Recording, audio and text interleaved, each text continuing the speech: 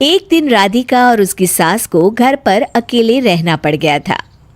तब विजय जाते जाते कहता है, सुनो, ताला लगा के सोना, अच्छे से खिड़की दरवाजे चेक कर लेना और मम्मी का बीपी भी चेक कर लेना।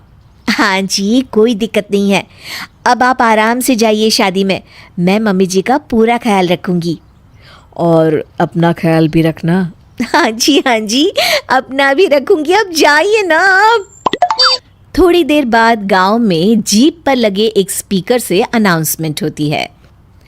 जीप वाला आदमी कहता है, सुनिए सुनिए, गांव में चोरी होने की वारदातें काफी बढ़ गई है, इसलिए सावधानी बरतें। अपनी खिड़की दरवाजे सही से बंद कर लें। अरे राधिका, सुना तुमने? मुझे तो बड़ी घबराहट हो रही है। नहीं मम्मी जी, आप घबराइए मत, मैं हूं ना। मैंने सारे खिड़की दरवाजे बंद कर दिए हैं और कुछ भी होता है तो पुलिस का नंबर तो है ही मेरे पास। अच्छा, मेरी तो सांसें तेज चल रही है बेटा। एक तो ये विजय भी घर पर नहीं है। मम्मी जी वो भी जल्दी आ जाएंगे, मेरी अभी फ़ोन पर बात हुई थी। आप बस रिलैक्स रहिए। उधर दूसरी तरफ दो चोर रात में गांव में चोरी करने का प्लान बनाते हैं। दोनों सास बहू अकेली है उस घर में। अच्छे से पता लगाया नो? हाँ, कोई और नहीं है घर पर। अच्छा मौका है हाथ साफ करने का। अरे वाह, अब आएगा मजा। देर रात को जब सब कुछ सुनसान होता है, दोनों चोर गांव की तरफ निकल जाते हैं। अरे कौन सा घर है? वो कोने वाला, तुम बस मेरा पीछा करो। ठीक है। दोनों दबे पांव बचते बचाते राधिका के घर के बाहर तक पहुंच जाते हैं। ये सास बहू बड़ी चालाक है, कितना कस के सब बंद किया हुआ है, एक भी खिड़की नहीं खुल रही।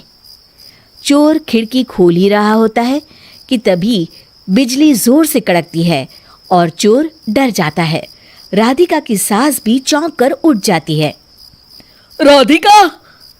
राधिका भी उठ जाती है। क्या हुआ माँ जी? घबराइए मत, मैं आपके पास ही हूँ। तुमने कुछ आवाजें सुनी? माँ जी बस बिजली कड़की है, आप बेवजह परेशान हो रही हैं। मैं आपके लिए पानी लेकर आती हूँ। ठीक है बेटा। राधिका जैसे ही पानी लेने के लिए उठती है, उसे खिड़की से चोर की परछाई दिखती है। ये देखते राधिका थोड़ा घबरा जाती है। वो अपनी सास को इशारा करती है। उसकी सास भी चोर को देखकर डर जाती है। शांत हो जाइए मम्मी जी। श्श। अरे मगर कैसे बेटा? हे भगवान, विजय को फोन लगा बेटा। माँ जी इस वक्त अचानक वो पहुंच भी नहीं पाएंगे, मैं कुछ करती हूँ, आप बस शांत रहिए।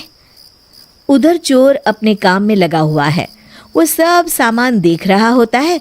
तभी उसको आवाज आती है, सुनिए जी, देखिए तो खिड़की के पास कोई है, मुझे लगता है चोर है।